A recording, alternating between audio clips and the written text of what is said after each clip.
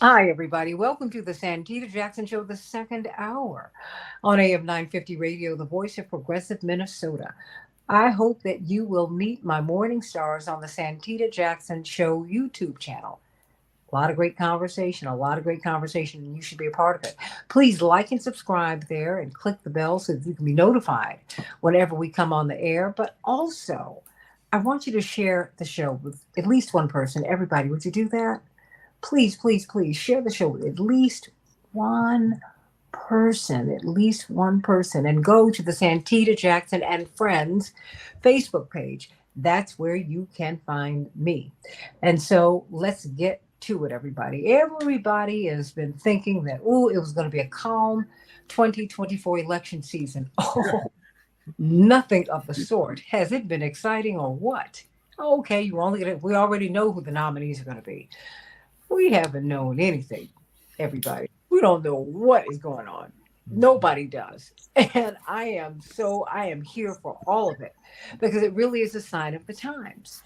And so, as we watch the students demonstrate in support of a ceasefire and justice for the Palestinians and security for Israelis, because mind you, this is a demonstration, this is a protest, a movement that is being led by Palestinian young people, Jewish young people, Black young people. It's a rainbow, everybody. Everybody wants peace and justice except the military industrial complex. Yes, I've said it. So let's talk about that. Let's talk about how it is that they say that President Biden is surging in popularity as his rallies are getting smaller and smaller. Yes, his campaign staff have dictated that they want to have smaller rallies and they want to vet who's going to be in the rallies because he's been getting embarrassed by demonstrations at his other rallies. So, how is this working? I want to know what your thoughts are and what is Chicago going to look like? Now, many people, um, Kathy Kelly, World Beyond War, Bart Schultz, University of Chicago, you can say, hey, this is what happened then.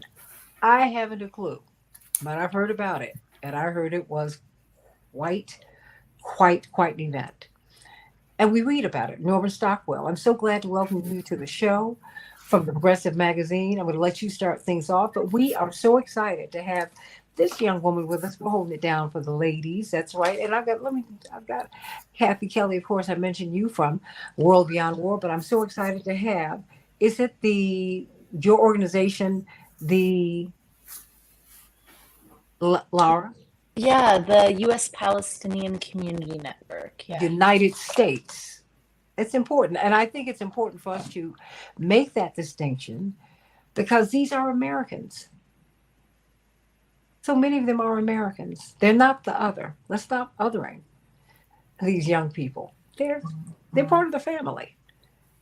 And it's our money that's going to uh, this horror that's happening in Palestine, in Gaza, and the West Bank. Let us not forget that.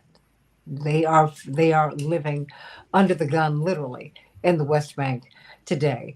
So let me start with you, um, Norma Stockwell, new to the show, but help us to understand. Many people, more and more people, are increasingly fretting that, ooh, we're really going to have a tough time when the Democrats come to Chicago. In fact, the city council has already preemptively moved to restrict the spaces where we can demonstrate in Chicago. You can't get to the perimeter of the center, of the convention center where they're going to have this event. And increasingly, public spaces are being restricted to demonstrators. And if yesterday was a hint of things to come, oh boy, it's going to be interesting. When President Biden came to Chicago, it turned 15-minute trips into 2 hour long trips to get home because they had locked up that much of the city. But there were demonstrations anyway. What are we looking at, Norman? Well, thank you. Thank you so much for having me on the show. And I must say, I was up in Twin Cities for an event that AM 950 did a few years ago, and really think you folks are doing great work. So I'm really glad to be here with you today. Thank I, you. we've heard a lot of comparisons in the media about Chicago 68 with what may happen this summer. And I think I think it's a legitimate concern for what may take place, because here we have, similar to 1968, we have a sitting president who's running for re-election, who's basically been funding and supporting a war in another country, and people are not happy with it. Young people in particular, but people across the country. We saw in these primary elections around the country the votes for uncommitted, or in Wisconsin they called it uninstructed delegations. Those are the people that are saying, we're not with this program. We don't believe that what the Democratic Party establishment is pushing in terms of the military industrial complex is what we should be doing in the United States in 2024. And so we're going to see, coming into Chicago, a lot of protest. And you saw an example of it when President Biden came to Chicago yesterday. We've certainly seen it in other parts of the country. He's limited the number of campus appearances he's been doing because of the protests. So I think that, Chicago is going to be an example of that. Chicago had its Democratic convention in 1968 that was disrupted by a huge gathering of protests. And then again in 1996, Chicago had another convention, and again, protesters were there in the city. And I remember being around the edges of both of those and seeing, the people that were passionately committed to ending war, ending the militarist policies of the United States government, and bringing that to the floor of the Democratic Party convention.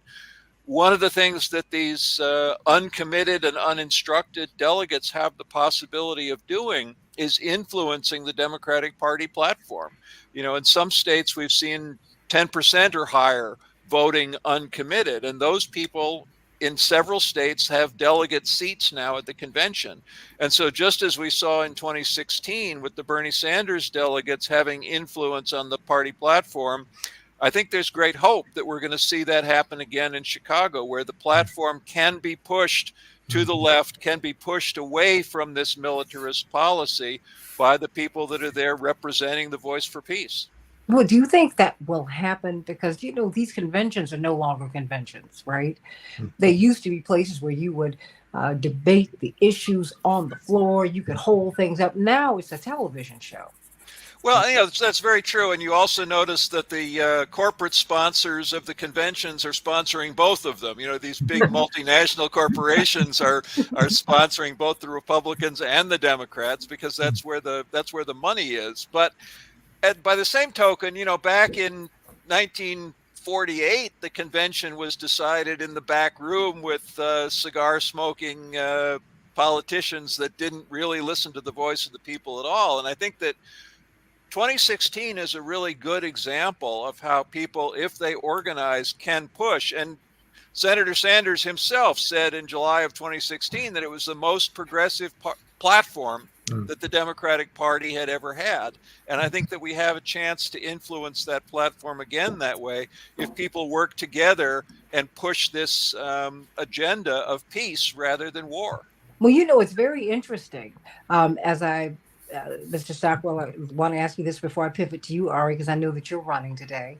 But when we look at Nikki Haley running against Donald Trump, she has been out of the race now for weeks. And there is so much, you see the corporate media frothing at the mouth. They're so excited that she has some traction, 10, 15, 20, 25% of the vote. But they don't mention uncommitted, uninstructed. That has teeth too. In 21 days, Michigander said, you know what, we want 10,000 votes. They got 101,000. I mean, you got 19% of the vote in Minnesota. This uncommitted it's not going anywhere. And these young people, I think the violent breakups of their encampments are fueling them. They're not being stopped. What say you? We've certainly seen that on the college campuses.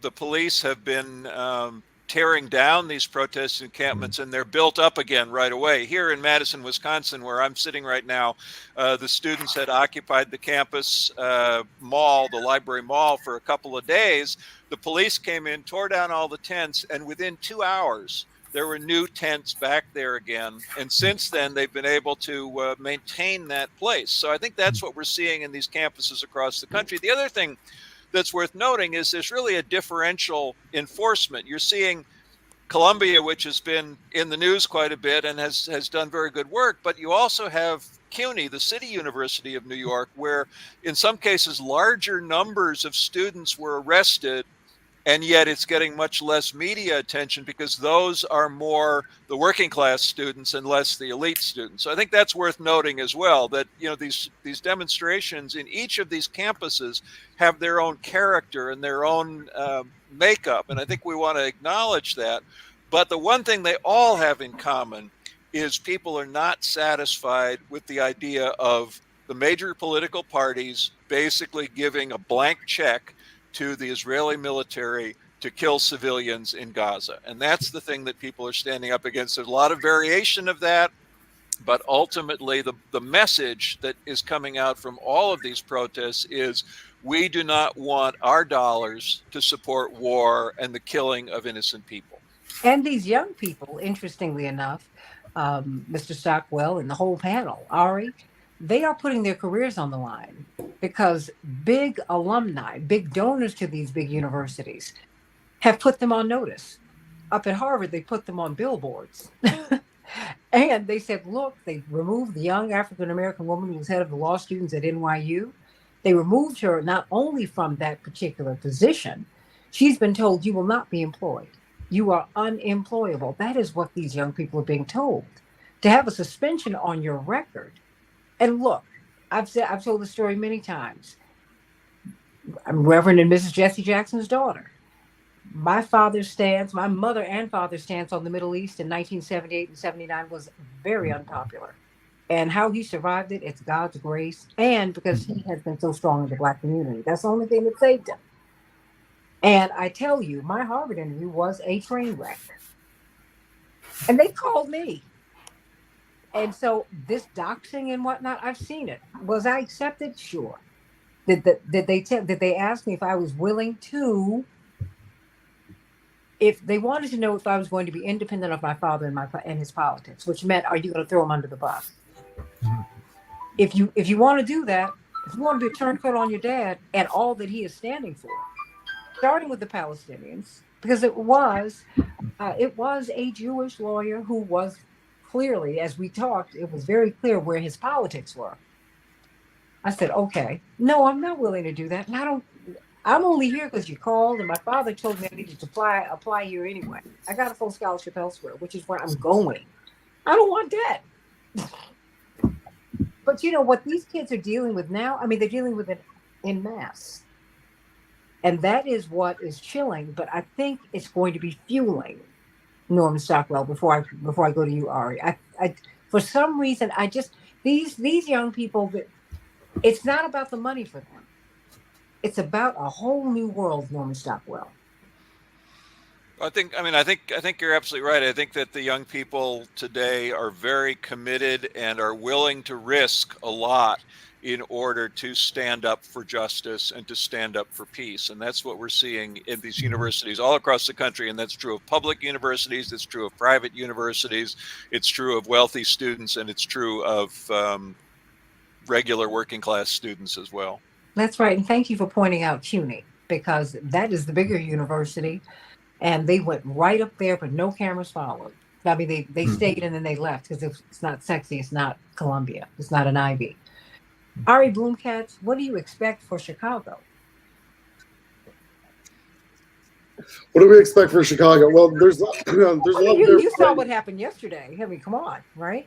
No, we did. But before we get there, there was a viral video that went around about a University of Chicago grad student recently who was at the encampment and was asked by a reporter a whole series of things, but then the reporter asked what their field was, what their discipline was, and what they wanted to do, and the student was like, that is irrelevant.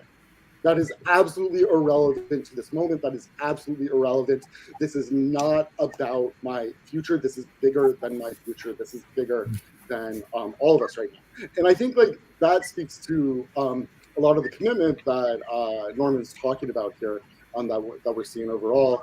And one of the other things that I really liked, Norman, from your comments was the talk of like possibility in this moment. And I think we're seeing this assault, and we've seen it, for decades upon decades, from mainstream media and from the pundit class and from the corporate class on the encampments right now and on students as being against things, as being trying to destroy things, as trying to tear things down and things like that. And that's not what's happening.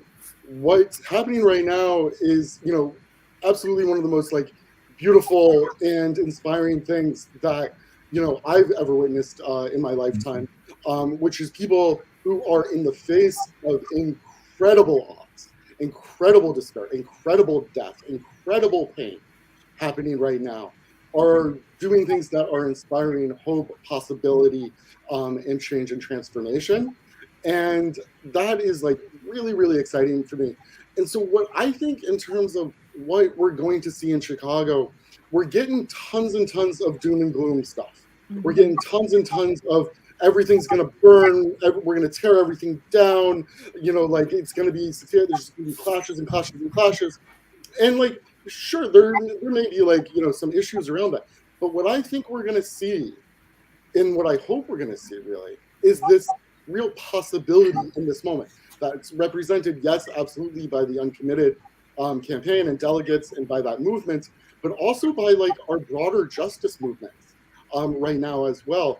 I forget like who mentioned it, whether or not it was like Santita, we did this roundtable with students and faculty the other day that's published on our website. And a lot of the things that we talked about on that roundtable was, a lot of the intersections between Black Lives Matter and the current protests right now about immigrant justice and the protests right now in abolitionism and the protests right now in Gaza. And that's like really, really exciting in a lot of ways. And it's exciting in a moment that is filled with, so much death and pain right now. And I really am hoping that what we're going to see in Chicago, and honestly, based on everybody who I know is coming, these are the types of people who are about hope and transformation. They're not the people who are about tearing things down and violence. I think that if we're going to see violence and tearing things down, I think we're going to see it instigated. And I think we're going to see right-wing, folks who have been coming to a lot of these encampments. We have a piece coming out over the weekend on all of the Christian Zionists and right-wing movements that have been attacking these encampments, have been instigating attacks and yelling and doing like just the worst things imaginable to these young people. That's where we're going to see the violence. Wait a minute. And UCLA's police and the LAPD stood down for 3.5 hours as they were beaten. They did. I don't even want to call them Christian nationalists. These are nationalists. They're Zionist and they're racist. Because as a Christian, it is so offensive to me because I'm like, this is not what Jesus was about. I mean, I understand it, but I'm like, no, it's just like Zionism is not what Judaism is about. These people have taken all of this and they have even taken the Bible and turned it inside out. Yeah, absolutely. Well, at UCLA, I mean, all of these things are, particularly have, particular ecosystems like around them. At UCLA, I mean, my understanding is what we saw was real, attempts by like Zionists and ultra Zionists who were doing a lot of this like attacking here, particularly from certain communities around LA. I actually am a UCLA alum. And covered the UCLA police movement as a student journalist there. My very first assignment was covering a UCPD police officer who shot a unarmed, unhoused person in the bathroom of a hall at the university. And when he went to court for it, he brought a copy of The Prince to swear his oath on instead of actually swearing his oath elsewhere. And Machiavelli's The Prince to swear his oath on. And I was trying to be clear. I was like, maybe I'm missing something. And there have been a lot of efforts to reform like UCPD like over the years. I mean, I'm old now, like that was a long time ago. But like, I think like one of the lessons of these efforts to reform UCPD, which is a lesson I think for a lot of us right now, is about really the reform versus defund conversation, and whether or not like police departments, like whether or not reform is really like effective at the end of the day, and what those limits of reform really are. Well, you know, I know you've got a hard stop now, but I want to thank you for bringing that up, because just coming out of the civil rights movement, I know the only time Dr. King had a march that ended in violence, it was instigated by a young Black man who was a Morehouse man who was affiliated with the CIA. And we need to be very clear on who the disruptors are. Right. And I guess like the last thing also is like, you know, I think there's this idea that the DNC is going to happen and everything's going to change. Like, we have been protesting and organizing, and so many of us, for like so long, like right now, that if there was going to be these like, if Chicago police were going to be the Chicago police of, you know, of the torturous awfulness that like we had like seen in the past, I think we probably would have seen it already. In a lot of ways, not to say that they're doing great, but I think like we would have seen like real like you know, real assaults to a magnitude that we haven't seen so far. Yeah, thank you all so much. I'm sorry, I have to jump.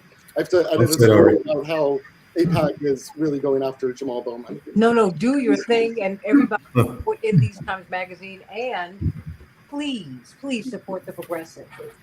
I read you. I mean, you're on my short list. These are places where I go to get information and analysis, and I'm so honored to have you with us today, Norman Stockwell. And I have you, Bart Schultz, to thank for it. And I know you got a heart out as well. Before I move to someone who's new to the show, I'm so excited to have Laura. I'm so glad that you're with us today. Is it Haradine? Did I get that? Yeah. Come on, Hadidin, girl. yeah. Come on now. Come on. I'm saying some other languages, but of course, she's from the United States Palestinian Community Network. Indeed, the greatest concentration of Palestinians in the United States is in Chicago. But we're everywhere. So, Bart Schultz, before you jet out of here, you at the University of Chicago, what happened? Well, at 4:40 in the morning. Let me back up a little bit. I mean, the police raided, broke up the encampment, the Free University of Gaza on campus, and as so many of the students have so powerfully observed, this was a very meaningful gesture that it was the Free University of Gaza, given how every college and university in Gaza has been bombed. And the University of Chicago president would not even admit that had happened, wouldn't admit it even off the record in dealing with the student protesters. And so I am entirely on the side of students. Was on the show with you, Santita, a few days ago. And the students were just incredibly impressive. I encourage everyone to go back and look at some of the earlier Santita Jackson shows featuring the University of Chicago students, because they can speak to the situation much better than I can. I was super pleased, honored, Norm, that you would be available for this, and what a powerful combination to see here with you, and the progressive, and Santita Jackson. It's the kind of news that I'm most enthusiastic about as well. I would just add kind of quickly, I agree with everything that Norm and Ari and you, Santita, have said so far. And it's hard, of course, looking at prospects for this summer, not to worry about violence. I am convinced the violence, as in '68, will mostly be on the side of the police and not on the side of the protesters or the students. They'll be the victims of it. I hope that doesn't happen. I have a different feel about this. I mean, I worry about it, But I'm also very hopeful because this is such a powerful anti-war movement, and it's more than an anti-war movement, to judge from what the student protesters at the University of Chicago have put together. It's a very intersectional movement. They're concerned about stopping the war, certainly, and the tragedy of what's going on in Gaza. They're also concerned, though, they see that common ground with politics of gentrification here at the University of Chicago, with displacement of people on the south side of Chicago, and they're bringing together many different causes in a remarkably impressive coalition. And it's that aspect of it that I hope will grow, that as this movement builds, to keep a focus on the war is, of course, crucial, but also to recognize that you're building a movement that needs to keep building and address so many other of the current injustices that we're confronting. Not least all of the existential threats humanity is facing, from the environmental crises, threat of nuclear war, etc. I can't help with Norm here. I can't help but think, though, what our old friend Timuel Black would say about this. He knew as much about Chicago as anyone. Long time in Southside activist, and collaborator with Dr. Martin Luther King, of course, during the Civil Rights era, who sadly just passed away a couple of years ago at the age of 102. And he was engaged in more protests than anyone else I've ever met. And I know he would say, oh, yes, the protesters, I'm there with you completely on your side. He would be turning up at the encampment and so forth. And he would also, though, back off at some point and say, but remember, one of these guys is going to be president. Mm-hmm. And, which one is it going to be? You may need to, hold your nose and vote, or if you're in a blue state, make a protest vote. But you have to think about, consequences of the protests and how you want the protests to play out in a way that will be most productive and most generative of the continued movement building. I was recently reading Judy Gumbo's autobiography, Yippie Girl. Of course, the Yippies were a big part of the '68 convention. I was with them on Sunday, the 25th of August at the Festival of Life. And, they had very serious conversations going into the convention protests about what might happen, how it might go wrong. And Stu Albert really pretty much predicted what did happen. They knew the potential for Nixon getting elected because, the FBI would convince Daley to react in this way, and that would work to the advantage of the Republicans. Mm-hmm. And it's that kind of conscientious, serious examination, of the potential for things to go sideways that I hope people will take into account going into this summer.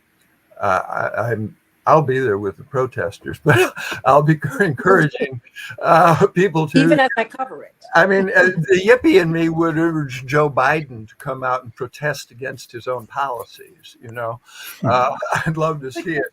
It's only going to take something very drastic on his part to actually, I think, not going to happen. Back in anything. But that would counter his history. Sorry? And, that would counter his history. That I need only. It would, but he needs to counter his history. No. I agree with you, but I'm simply saying this. My parents have been together now 62 years. Yeah.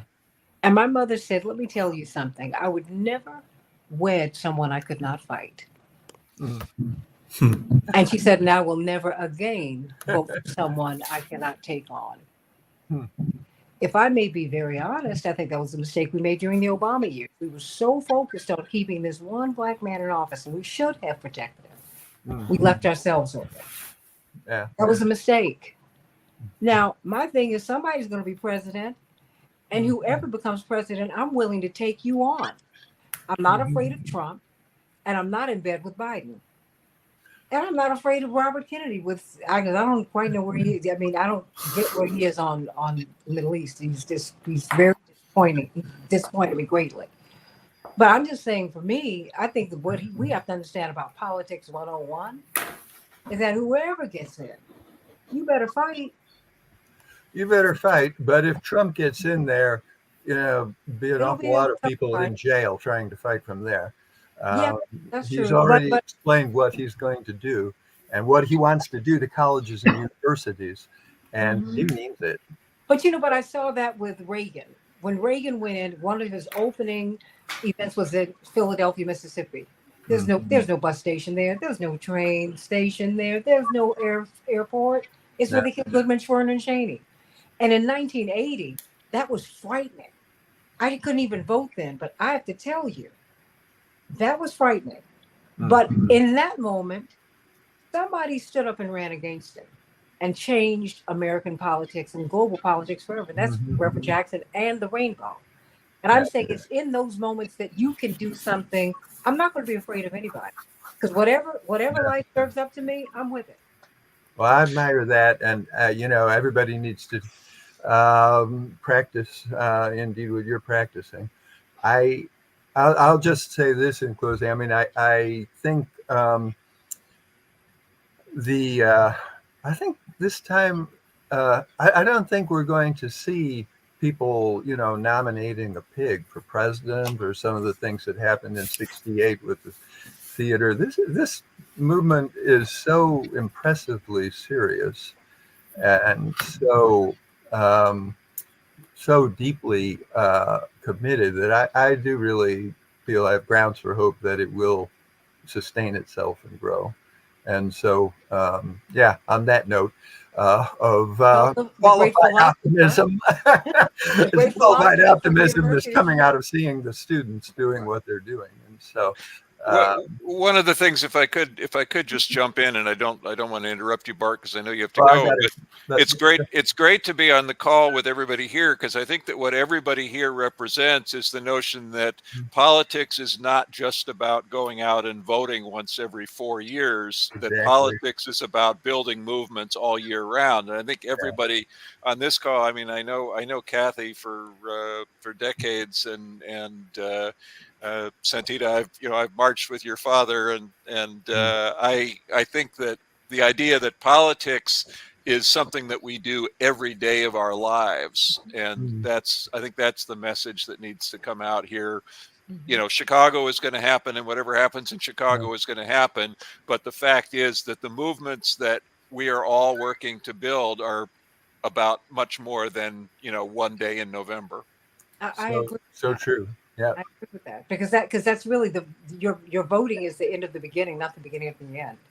This is a moment, and the reason these young people have they're farther along, shall I say, than my parents were, because my parents, they got brought into this by watching Emmett Till in a casket.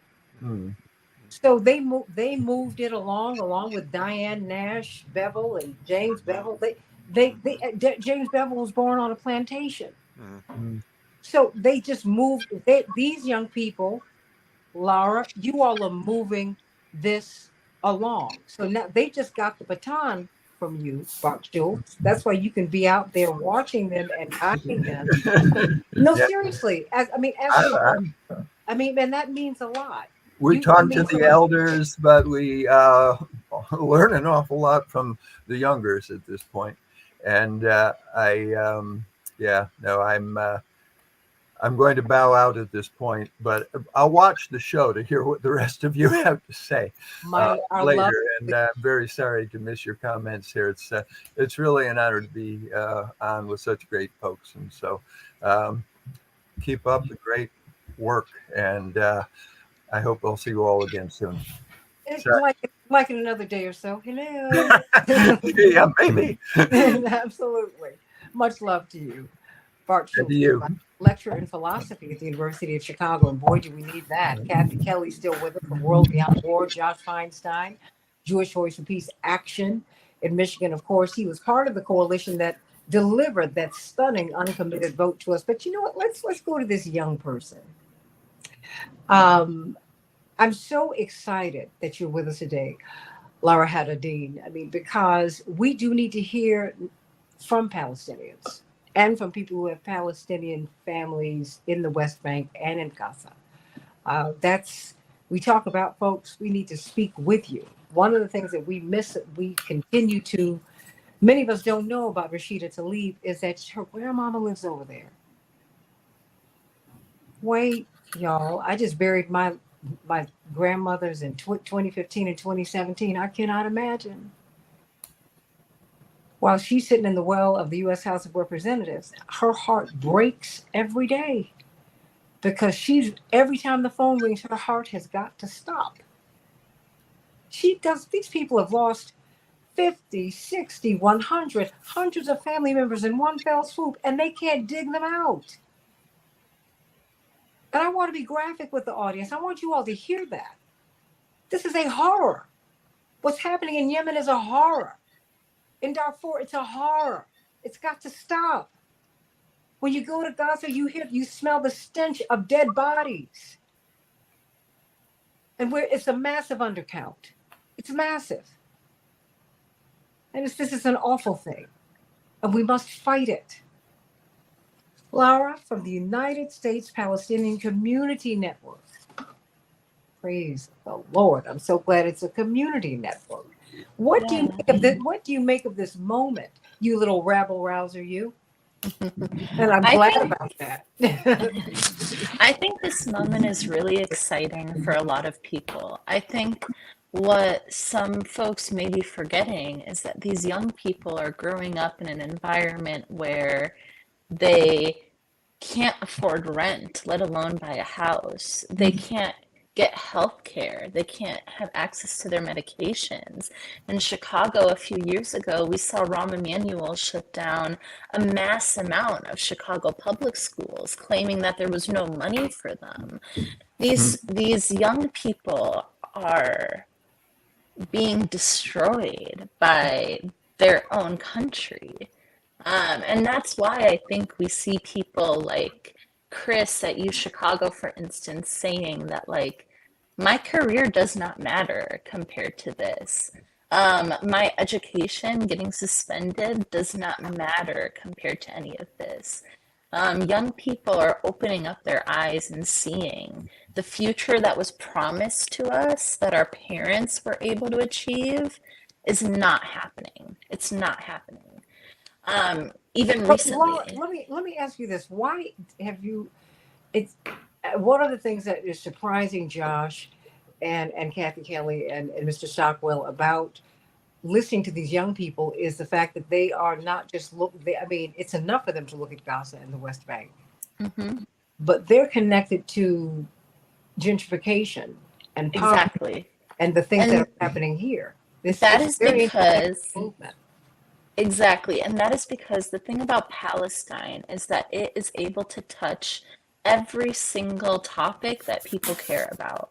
Whether it is, I really think it's important to know that the Chicago Police Department and police departments all around the country train with the Israeli occupation forces.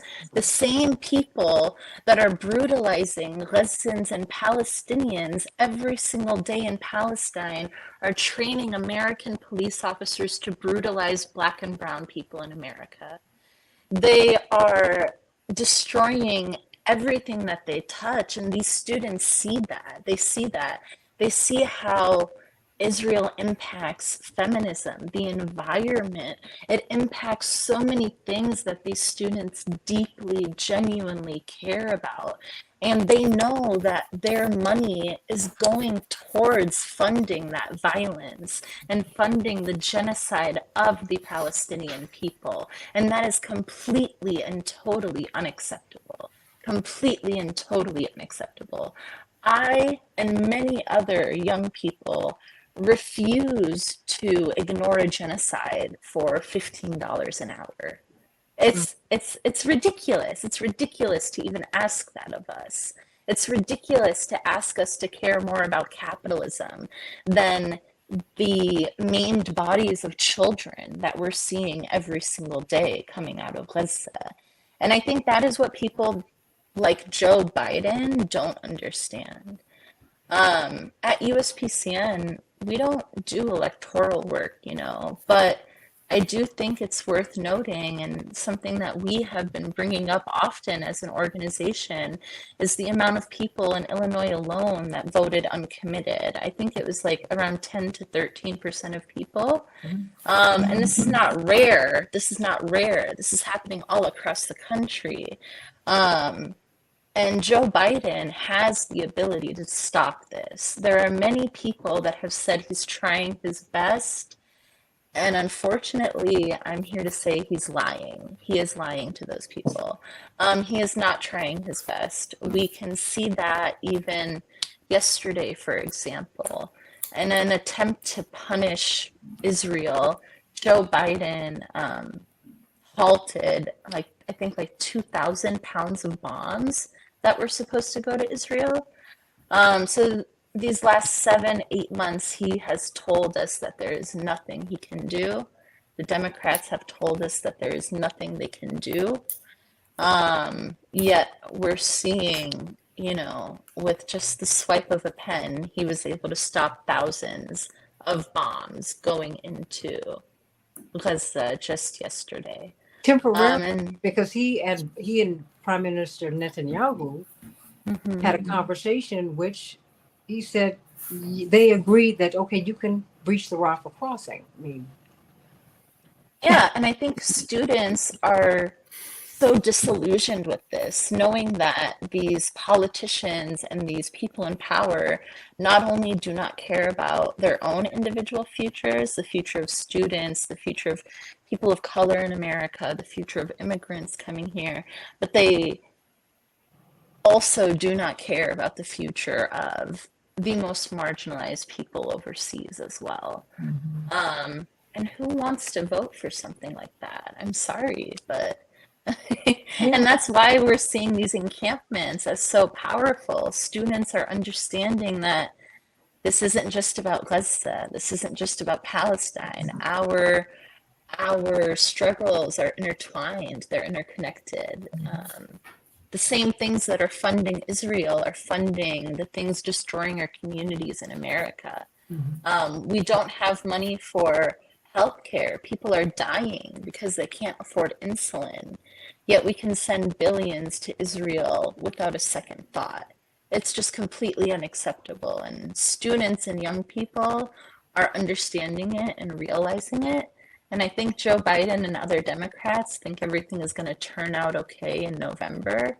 But I don't know. We're seeing a large majority of people telling Democrats and Joe Biden that they're complicit in this genocide.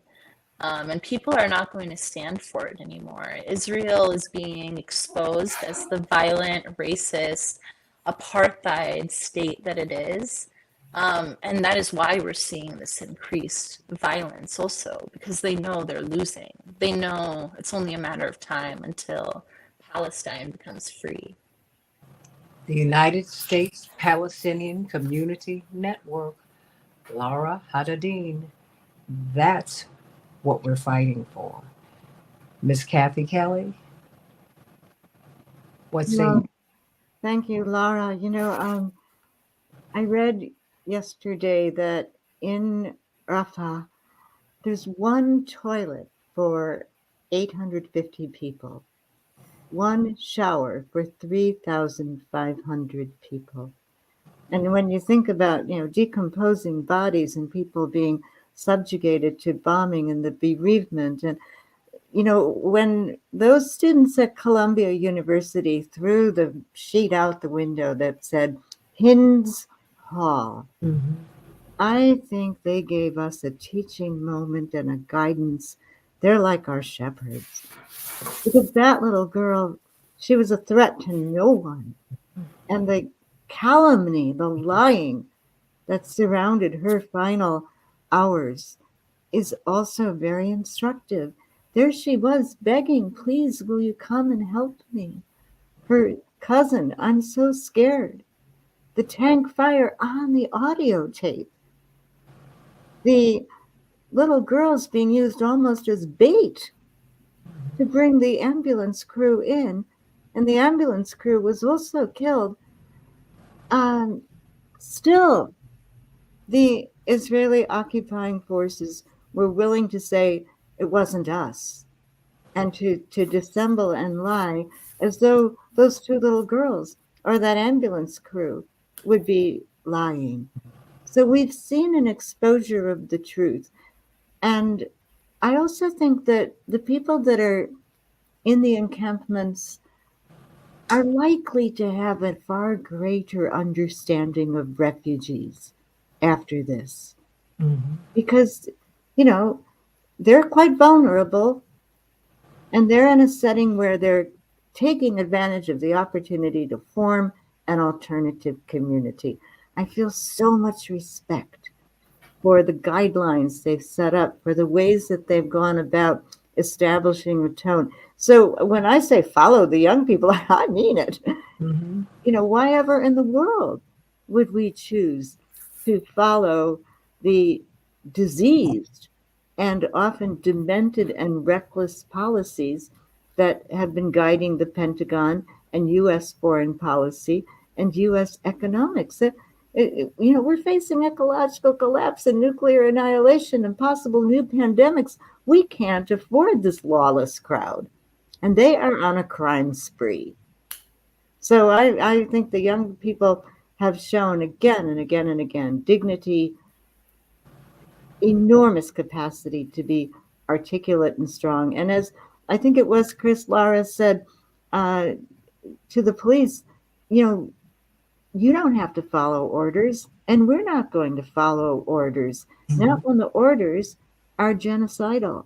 And so I can't help but think that that kind of strength is going to be instructive in a way that could even win over some of the Chicago police, some of the Chicago establishment. But let's keep on keeping on at this juncture. I've never seen anything like this in my life. It's so hopeful, and I'm deeply, deeply grateful. Thank you, Santita, for bringing us together. Oh, nonviolent resistance works. And if the Lord gave me this platform, this is what it's for. I don't need to just be here with a microphone, holding it and opining. People need to hear your voice. People need to subscribe to The Progressive. They need to subscribe to In These Times magazine, because we exist at your pleasure and we're really fighting to tell your story. Josh, I've got a couple of minutes for you because I'd like for Mr. Stockwell to close us out. But what say you? Because you're so contemplative. This is my brother from another mother, and he is always Just he sits and he thinks and he goes, "Okay, let me take a stab at it." I heard so many insightful, wonderful things this hour, and I'll tell you, I'd rather hear what Norman Stockwell would say to close us out. The only thing I just would second about is shows such as yours where we are making those connections. And as I was listening, talking about making sure that we are connected, that is happening. That is happening. I was thinking about the brave students, the encampment. They called me up and said, "How can we help with uncommitted now that the convention is coming up? What part can we play?" These are people, again, students are living in tents, being arrested, and they're saying, "Okay." So those connections, those cross connections, are happening. And that's very, very encouraging, seeing that everyone's coming together. And I could talk at length about it, but I really would much rather cede the time, because Norman Stockwell, I'm hanging on your words, sir. So to close out the show, take it away. And I will say this as you close us out, because Laura Haddad Dean, I want you to come back to the show. I hope that you know that you have a home here. And one of the pleasures of having this platform is, and particularly since we now have a visual assist, Mr. Stockwell, is that we can see each other. We can be connected to each other and create community with each other. And I'm not worried about August or July in Milwaukee or August in Chicago. I want people to know because I grew up in the movement. In fact, I just got a call from Dr. King's niece as we were, Dr. Alveda King. Um, when you see these encampments broken up, when you see these peaceful marches broken up, it's from the saboteurs. And it's typically the intelligence community. I know it because I've lived it. And whenever someone comes into your meeting and they're the most violent one, get them out. Because they have been sent to disrupt. And we need to learn from our history, Norman Stockwell. That's why I share these stories all the time. That's why I want Kathy Kelly to be on the show. Because you all have lived it, you've seen it. And we need to share and pour into you, Laura, so that you can go forward with our stories. Norman Stockwell, the last couple of minutes belong to you. Yeah, well, thank you. And I want to thank you so much for this opportunity and this great crew of people to hear what all of you have to say. It's great to hear Josh and Laura and Kathy, of course, and Ari and Bart earlier. Kathy has a wonderful new piece up on our website that tells the story of that banner that the students unfurled at Columbia, and you can read more about that at progressive.org. And the work of the uncommitted folks that you've been doing there, Josh, in Michigan. I just saw the press release a little while ago from the Uncommitted National movement about the arms that were withheld, the bombs that were withheld that Laura just mentioned, and pointing out that it's a small step, but much bigger steps could be made and should be made immediately. And that's I think that's what we're all talking about. And the voice of independent media, folks like yourself, Santita, and AM 950, and all of the different independent media voices that are keeping this story alive and sharing this information with a broad range of people around the country, because the mainstream media is not doing it. You're not seeing these stories in the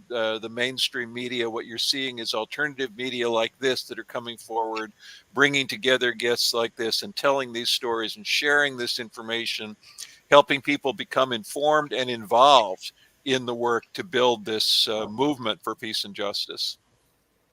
The Progressive, everybody, the progressive.org. But they need your support. We need your support. Please, please, please support the progressive.org because they support you. That's what they're in the business of doing. In these times, is in the business of supporting you. Please support them. AM 950 Radio. We're in the business of supporting you. Help us help you. My father often says freedom is not free, and you cannot ride to freedom in Pharaoh's chariot. If you gotta walk, you gotta crawl. If you have to slither, but to get to freedom, you can do it. But you have to do it yourself.